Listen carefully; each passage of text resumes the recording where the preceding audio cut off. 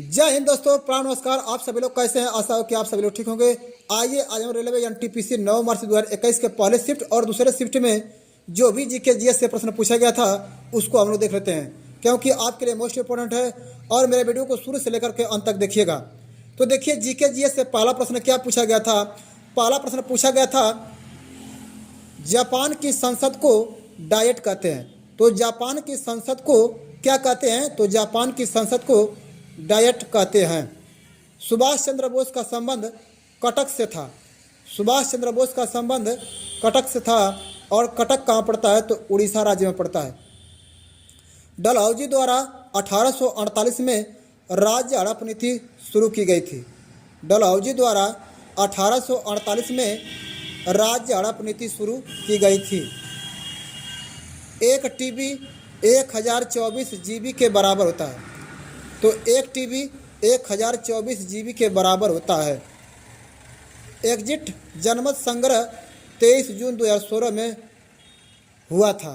Exit जनमत संग्रह 23 जून 2016 में हुआ था।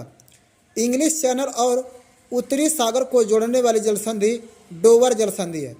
इंग्लिश चैनल और उत्तरी सागर को जोड़ने वाली जलसंधि का नाम क्या भैया? डोवर जलसंधि है। भारत का सबसे पुराना तेल कुआं डिगबोई है।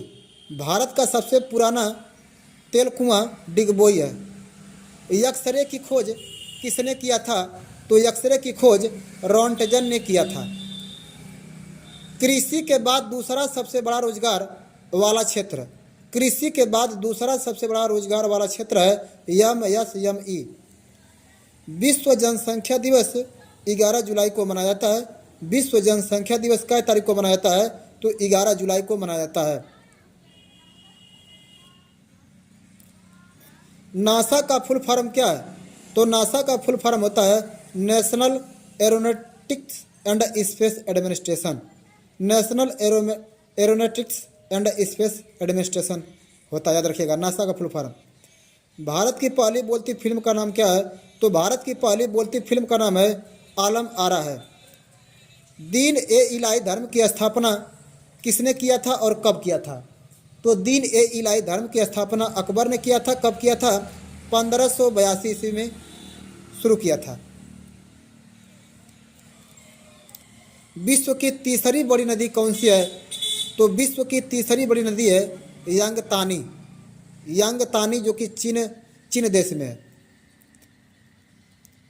All men are brothers, all men are brothers पुस्तक के लेखक कौन है? तो ऑल मेन आर ब्रदर्स पुस्तक के लेखक महात्मा गांधी है। फसल की कटाई का उत्सव जो है पोंगल है, ठीक है। फसल की कटाई का उत्सव पोंगल है जो तमिलनाडु राज्य में मनाया जाता है। तो इस तरह से रेलवे एनटीपीसी 9 मार्च 2021 के दूसरे शिफ्ट में जो भी जीके जीएस से प्रश्न पूछा गया था उसको हम लोग देख लेते हैं क्या पूछा गया था। तो पहला प्रश्न क्या पूछा गया था? पहला प्रश्न पूछा गया था, लुढ़कती हुई पहाड़ियों का राज्य किसे कहा जाता है? तो लुढ़कती हुई पहाड़ियों का राज्य मिजोरम को कहा जाता है।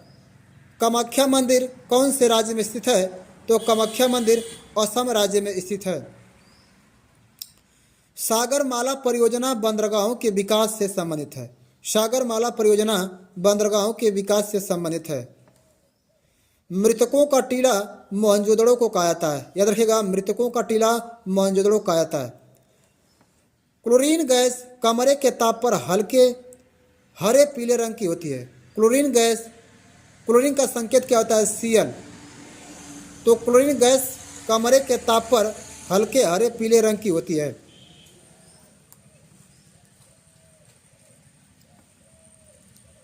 संपूर्ण क्रांति का नारा किसने दिया था? तो संपूर्ण क्रांति का नारा जयप्रकाश नारायण ने दिया था। अनुच्छेद 43 का संबंध कामगारों के निर्वाचन मजदूरी से है। अनुच्छेद 43 का संबंध कामगारों के निर्वाचन मजदूरी से है। चेंजिंग इंडिया, चेंजिंग इंडिया पुस्तक के लेखक कौन है? तो मनमोहन सिंह है। चेंजिंग इंडिया पुस्तक के लेखक कौन है? तो मनमोहन सिंह है। भारत के संविधान में जर्मनी से आपात उपबंध और राष्ट्रपति के अधिकार लिया गया है। कौन देश से लिया गया है? जर्मनी। जर्मनी से क्या क्या लिया गया है? तो आपात उपबंध और राष्ट्रपति के अधिकार किस देश से लिया गया है? तो जर्मनी से लिया गया है। जर्मनी की राजधानी क्या है? जर्मनी की राजधानी क्या है? बर्लिन। बर्लिन याद रखिएगा। सिंधु और जास्कर नदी लद्दाख में मिलती है। सिंधु और जास्कर नदी लद्दाख में मिलती हैं। लद्दाख एक केंद्र शासित प्रदेश है और ठीक है, याद रखिएगा। कामरूप। कामरूप असम राज्य का पुराना नाम है। तो असम राज्य का पुराना नाम क्या है? कामरूप है।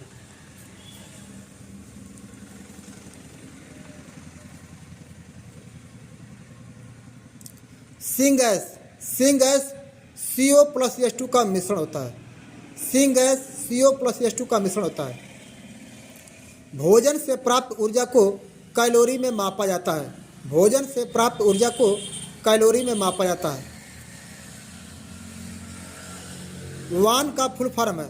तो वान का फुल फॉर्म होता है वाइड एरिया नेटवर्क होता है। लास्ट प्रश्न है, भारत के नियंत्रण एवं महालेखा परीक्षक, भारत के नियंत्रक एवं महालेखा परीक्षक का कार्यकाल कितना होता है? तो 6 वर्ष या 65 वर्ष का होता है। तो इस प्रकार से रेलवे NTPC 9 मार्च 2021 के पहले शिफ्ट और दूसरे शिफ्ट में जो भी GK GS से प्रश्न पूछा गया था उसको हमने अच्छे ढंग से समझाया है। इसको आप देख करके याद करके जाइएगा क्योंकि आपके लिए मोस्ट इंपॉर्टेंट है।